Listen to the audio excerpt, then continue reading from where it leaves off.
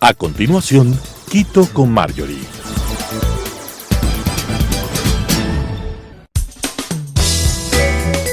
Clasificación A. Apto para todo público.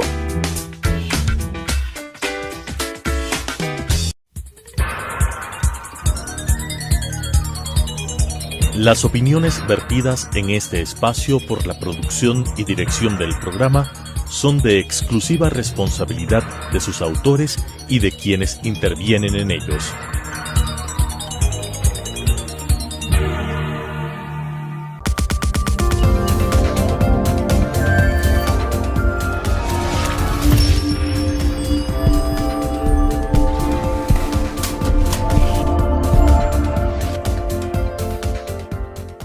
Amigas y amigos, bienvenidos, soy Marjorie Chávez.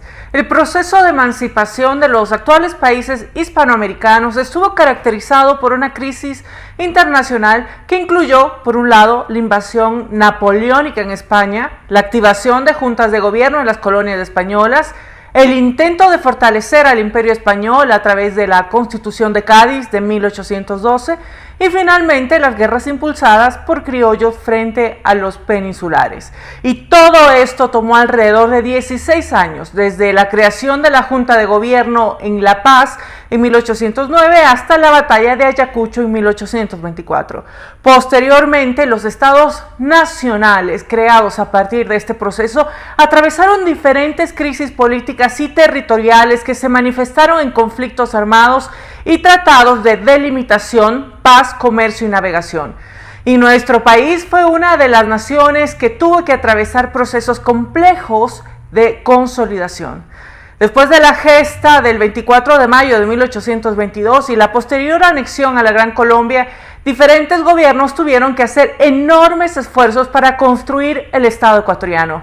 Y ahora, 200 años después, y frente a las celebraciones por el bicentenario de la batalla de Pichincha, es necesario mirar hacia el pasado y analizar cuánto hemos avanzado como Estado y como nación. Y también mirar hacia nuestro futuro y plantearnos qué debemos superar y fortalecer para construir un mejor país que materialice las aspiraciones de libertad, fraternidad y hermandad que inspiraron el proceso de independencia. Y para hablar de este tema he invitado al doctor Carlos Freile, quien es profesor emérito de la Universidad San Francisco de Quito. Muchas gracias, profesor Freile, por acompañarme. No hay de qué, muchas gracias por invitarme. Doctor Freile, si el proceso de independencia es el germen del Estado ecuatoriano, podríamos decir que no lo fue de la nación ecuatoriana. Es decir, el proceso de construcción de la nacionalidad ha sido manejado desde el Estado, sí, obligando a construir referentes históricos, eventos heroicos o la identificación de un enemigo común como forma quizá de creación de esta identidad. 200 años después, doctor, ¿usted considera que efectivamente hemos construido la nación ecuatoriana? Es decir, este proceso nos ha permitido realmente crear una identidad sólida que genere cohesión social. Mire, yo en primer lugar tendría que decir que es fácil desde el presente criticar lo que se hizo en el pasado, ver nosotros a nuestros antepasados como personas que no hicieron las cosas bien, que se equivocaron, que no tuvieron la perspicacia de ver las cosas como las vemos nosotros ahora. A mí me parece una tremenda injusticia trasladar al pasado eso que Mark Bloch llamó el virus del presente. Nuestros antepasados tuvieron que construir la nación ecuatoriana de acuerdo con sus conceptos, de acuerdo a cómo se veía el tema de nación, de república, de Estado, de sociedad en el siglo XIX. Nuestros antepasados no tenían estudios sociológicos actuales, no tenían estudios antropológicos, étnicos actuales. Entonces no podían ver cosas que nosotros ahora vemos. Por consiguiente, yo pienso que hay que mirar hacia el pasado con un poco de respeto también. Claro. No se puede pedir, por ejemplo, a Juan José Flores o a Vicente Rocafuerte, cuando ellos comienzan a construir este país, que tengan la visión de un sociólogo del siglo XXI. No puede ser. Sin embargo, a pesar de eso, el Estado ecuatoriano, los políticos ecuatorianos, con todos sus errores, trataron de construir este país. Al principio tenían que fabricar, digamos así, el armazón básico sobre el cual construir después esta nación. Porque no se olviden otra cosa, que el concepto de nación ha cambiado. No me quiero meter en Honduras, pero ahora se maneja un concepto muy diferente de nación y nacionalidad que el que se manejaba en 1830 o en 1820 o en 1870. Entonces, no traslademos al pasado nuestras preocupaciones de hoy. Veamos cómo ellos trataron de construir ese Estado que era el Ecuador. Tenía que fabricarse una institución nueva. No solo salíamos de la colonia española, salíamos del dominio despótico de Colombia, que a nosotros nos veía de arriba para abajo, que no nos tenía en consideración para nada. Entonces había que construir desde cero también, reafirmando nuestra identidad, que además tenía problemas por las diferencias geográficas, las regiones, las faltas de vías de comunicación, el analfabetismo, etcétera, etcétera, etcétera. Doctor, revisando su perfil, pude verificar que uno de sus trabajos, quizá uno de los más importantes, trata sobre Eugenio Espejo. Y siempre se nos ha enseñado a los ecuatorianos que él fue uno de los precursores de las ideas liberales en Hispanoamérica incluso, no solo en Ecuador. ¿Y considera usted que este personaje, Espejo, fue importante para el proceso de emancipación de las colonias españolas en nuestra América? Y a su vez, mi pregunta va dirigida hacia si usted lo considera como uno de los referentes de la nacionalidad ecuatoriana. Bueno, yo respondo de manera enfática que sí. En primer lugar, yo pretendo haber demostrado en un libro que Eugenio Espejo fue realmente precursor de la independencia, porque allá en un documento de 1797, ya fallecido Espejo, uno de sus enemigos en un juicio que hizo, ¿verdad?, también su hermana en defensa de la memoria de Eugenio, ahí dice un antiguo amigo de Espejo, un padre sacerdote, Andramuño, que Espejo había preparado ya un gobierno republicano y democrático, con estas palabras. La documentación de González Suárez parece que manejó para demostrar esto, no se ha conservado, no se encuentra, se ha perdido, pero eso es indudable, en primer lugar. En segundo lugar, Eugenio Espejo también fue uno de los grandes impulsadores de la valoración de lo propio. Esto es importantísimo para nuestra independencia y para nuestro desarrollo nacional. Los europeos nos veían a los americanos de arriba para abajo, nos despreciaban. Por eso es que Espejo, por ejemplo, en las primicias de la cultura de Quito, defiende a lo americano, defiende a lo quiteño en el sentido de ecuatoriano de hoy. Lo mismo hizo el padre Juan de Velasco, aunque su obra no se conoció en su tiempo, sino después de la independencia. Varios autores nuestros defienden nuestra forma de ser, nuestros valores. Y este es un ingrediente fundamental para el proceso de independencia. Somos tan capaces como los europeos. Tenemos tanta racionalidad, tanta preparación como los europeos. En pocas palabras, podemos gobernarnos a nosotros mismos sin depender de personas que vengan de fuera. Esto fue un legado que perduró en el Ecuador hasta hoy. El pueblo ecuatoriano, sobre todo el pueblo de Quito, como es lógico, siempre recordó a Espejo como un hombre sabio, un conocedor y una persona que valoró siempre nuestra forma de ser, nuestra identidad nacional. Esto es importantísimo, porque miren ustedes que ahora en la actualidad, yo veo tal vez por mi edad, porque ya soy un hombre anciano, se va perdiendo ese sentido de nacionalidad ecuatoriana, ese sentido de pertenencia al Ecuador. Siempre ha habido problemas, siempre ha habido estos regionalismos y estos centralismos destructivos. Yo diría, con una palabra muy dura, centralismo y regionalismos tontos, por no decir otra más fuerte que me arrepentí. Pero hoy día, yo pienso, veo en muchos jóvenes ya no se sienten valiosos por ser ecuatorianos. Y también políticos, etcétera, que van contra esto que quiso sembrar Espejo y otros personajes de su tiempo. Doctor, y estamos pues a puertas de la celebración de los 200 años de la batalla de Pichincha, y en el marco del proceso independentista del actual Ecuador, es esta la batalla la que define el final de la colonia española y el paso a la república. Primero en la Gran Colombia y a partir de 1830 como Ecuador. Y a lo largo de la historia se ha hecho referencia a los ejércitos neogranadinos que participaron en esta batalla, pero se ha dicho quizá muy poco sobre otros ejércitos o figuras que también participaron en esta estratagema de nuestra historia. ¿Cuáles han sido estos actores que han pasado quizá inadvertidos en la historia nacional? Y si considera usted que a nuestra historia le ha faltado quizás hacer más énfasis en los procesos antes que en los actores. Bueno, yo pienso que esa tendencia de quedarse en los actores, en los héroes, ya ha sido superada desde hace varios años en nuestra historiografía. A lo mejor en los textos de colegio, en las clases que se den en las escuelas, se sigue mencionando mucho a los héroes, porque nosotros lamentablemente caímos en lo que yo llamo la trampa de los generales. Pensar que los únicos próceres, los únicos héroes, fueron los que tenían charreteras. Yo no niego los méritos de Bolívar, de Sucre, de Flores, etcétera, los generales de la independencia o los coroneles.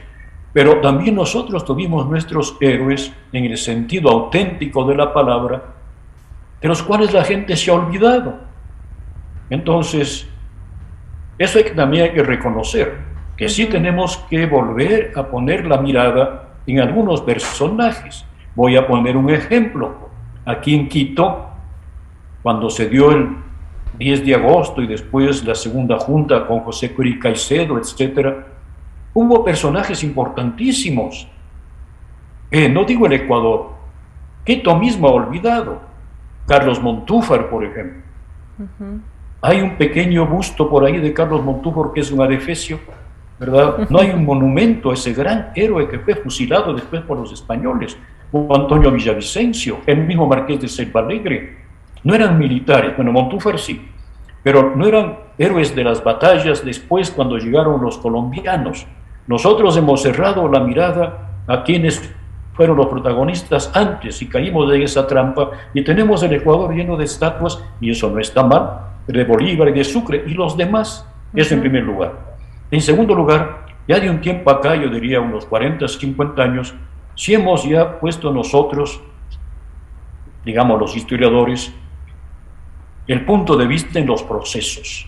Por ejemplo, en las investigaciones sobre el pensamiento de la independencia, que es algo a lo cual yo me he dedicado por justamente ser un estudioso de Espejo, de su pensamiento, etcétera, ya no se habla solamente de los hechos, de las personas, sino todo un pensamiento y un proceso que va desde, por decirlo menos, desde 1765, en la Revolución de los Estancos, en adelante. Hay un proceso de pensamiento, hay un proceso de analizar la realidad.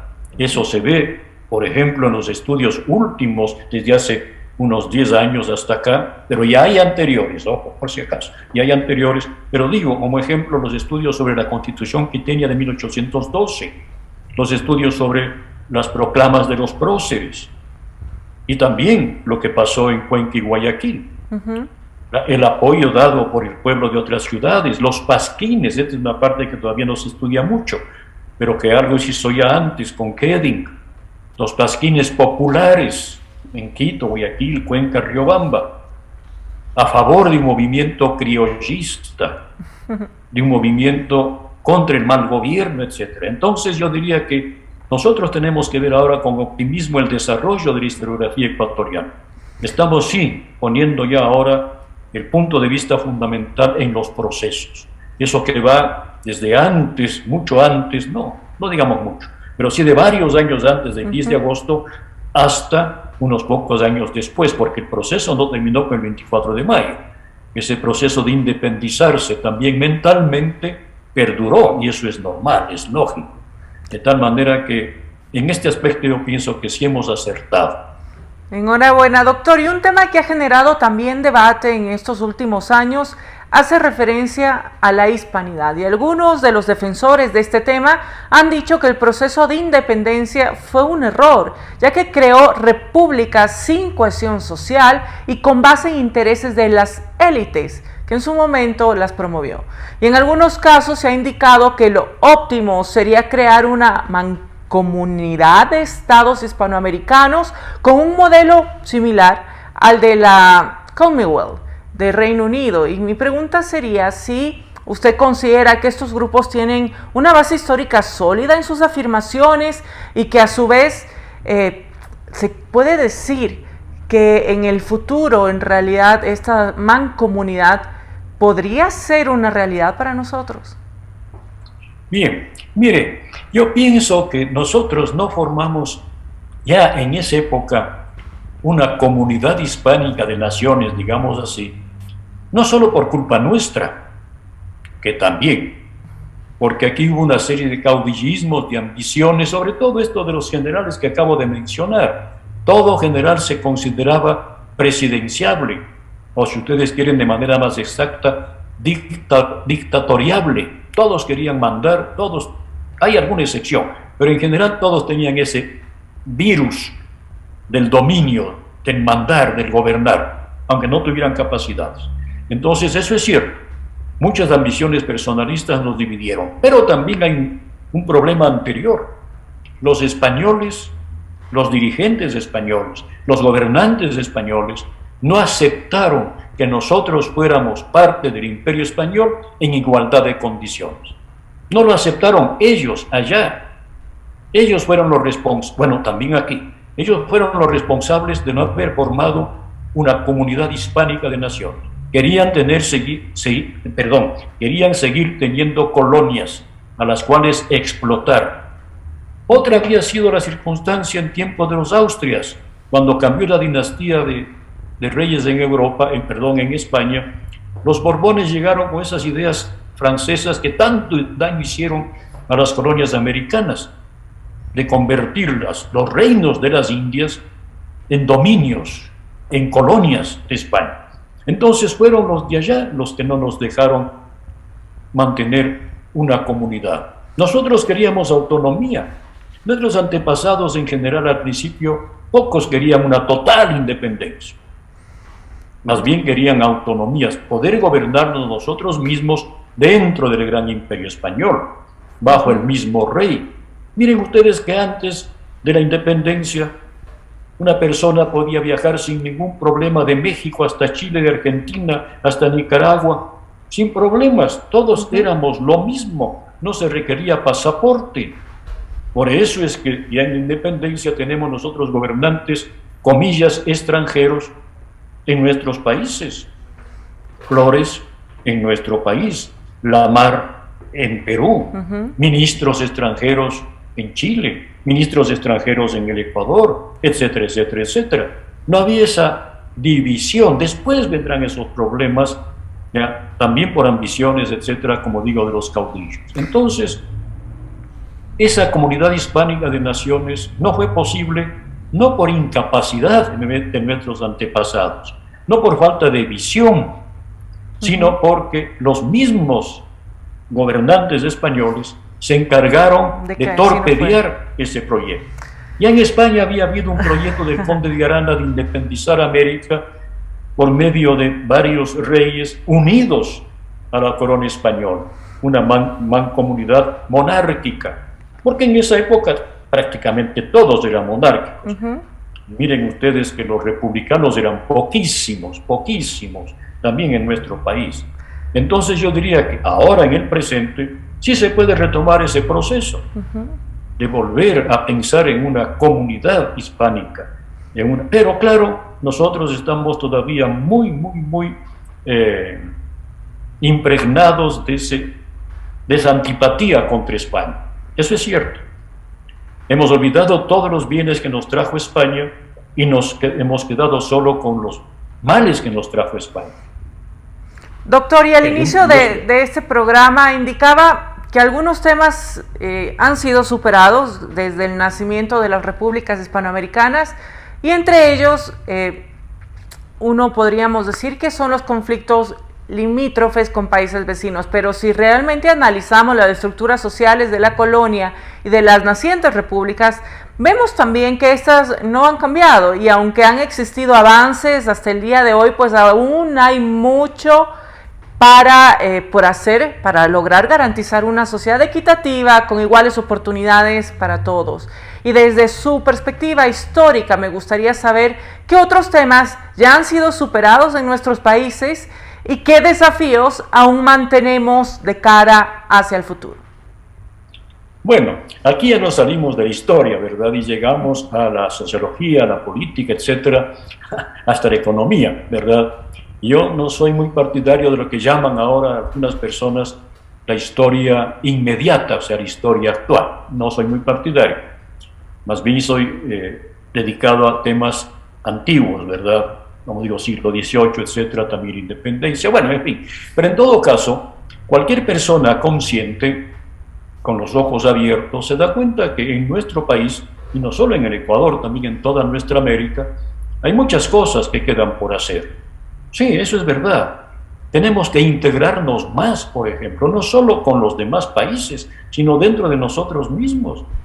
A mí me parece que es fundamental que nosotros superemos, y lo dije ya hace un rato, esos enfermizos regionalismos y vernos solo como ecuatorianos, en primer lugar. En segundo lugar, no hay que olvidar que la colonia era una sociedad estamentalista, vale decir, las personas tenían su puesto en la sociedad de acuerdo con su nacimiento.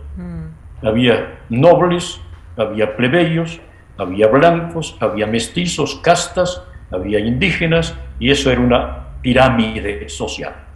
Nosotros no hemos logrado todavía superar eso, no hemos logrado superar ese estamentalismo. Todos somos iguales ante la ley, pero como decía Orwell en su famosa obra La rebelión en la granja, en esta granja todos los animales son iguales, pero unos animales son más iguales que otros. En el Ecuador todavía pasa eso. Y lamentablemente hay una desigualdad, no solamente económica, que eso es grave y fundamental para corregir, sino también una desigualdad mental. Hay personas que se creen superiores a otras, a veces por haber nacido en un lugar, a veces por tener una piel más clara, a veces por tener fortuna, que eso es lo que está pasando ahora. Hemos estado abandonando ya desde hace bastantes años el estamentalismo para el clasismo económico. Vale más el que más plata tiene. Doctor, y nos hemos descuidado de las sociedades, de las secciones, de las regiones menos desarrolladas, más pobres, y no hemos puesto nosotros la mirada en eso.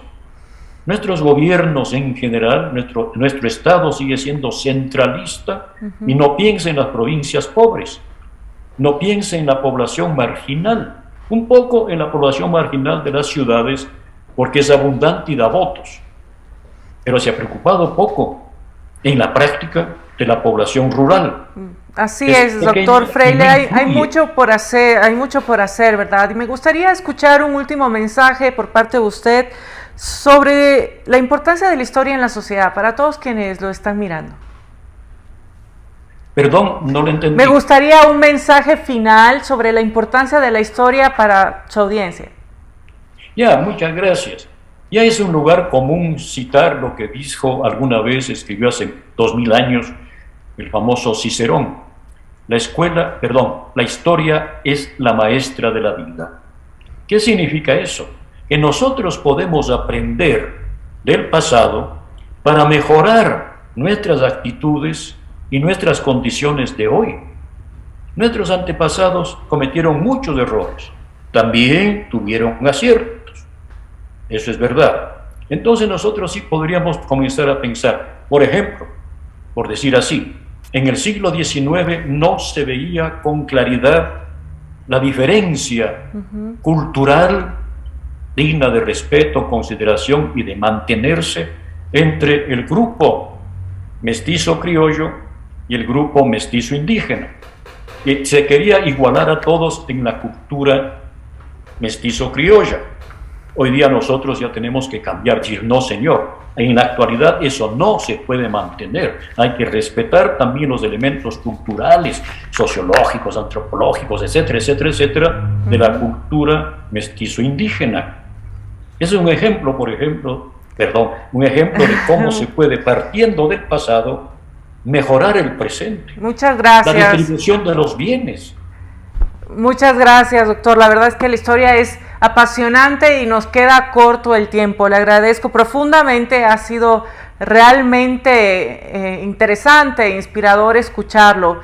Y amigas, amigos, el Bicentenario de la Batalla de Pichincha nos debe invitar, como dijo nuestro invitado, a valorizar nuestra historia y a construir una identidad nacional alejada de un enemigo común o de figuras mesiánicas. Es importante retomar esos valores que promovían la fraternidad, igualdad y la libertad, promoverlos y exigir que se los respete y garantice para todos los ecuatorianos. A pesar de que muchos consideran que aprender historia quizá no tiene sentido, en realidad entenderla es fundamental, como dijo nuestro invitado, para identificar los aciertos y errores que cometieron nuestros líderes, emular su ejemplo cuando es necesario y alejarnos de prácticas que nos han afectado como sociedad. Agradezco nuevamente al doctor Freile por su fantástica exposición el día de hoy y esperamos contar con su valioso aporte en una próxima ocasión. Hasta la próxima semana.